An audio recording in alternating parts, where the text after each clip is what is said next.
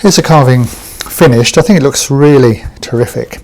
A couple of housekeeping jobs. You want to at this stage fit your hanger at the back. These ones, they just screw in, very simple little screw loops. You can buy these from do-it-yourself stores, so that'll go on the back. And then I'll put a chamfer around the edge of this block, perhaps just a third of the way in, a 45-degree angle, and you can use your spoke shave all the way around to do that.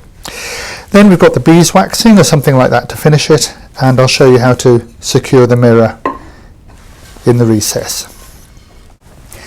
Here's the chamfer around the edge. I think it catches the light nicely. I'm going to put beeswax on it, but what's important is that we don't put beeswax in here. So keep this area for the glue. Beeswax, rub it all in like this, get that into the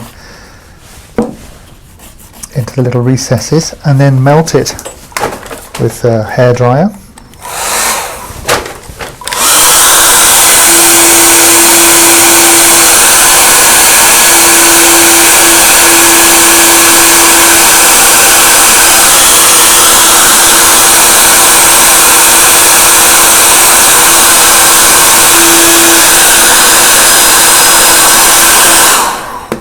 And then you can wipe off excess with a rag like this.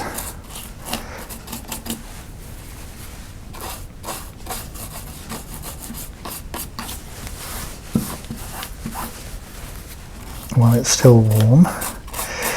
It'll look like that all the way around the carving.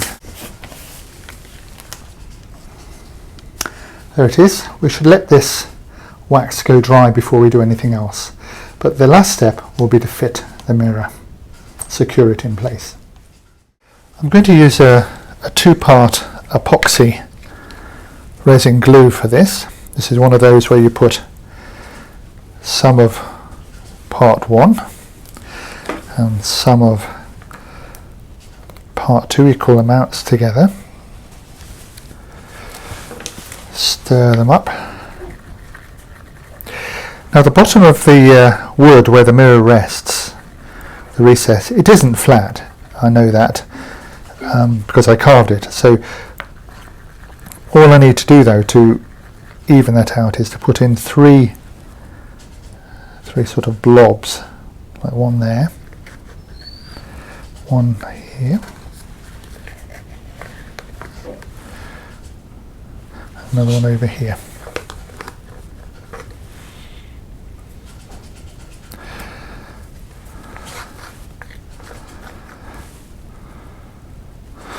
So 3 triangulated blobs like that, and then I put the mirror on like so, and I just smear the glue into place, and then we'll let that go off, and those 3 points will even out any irregularities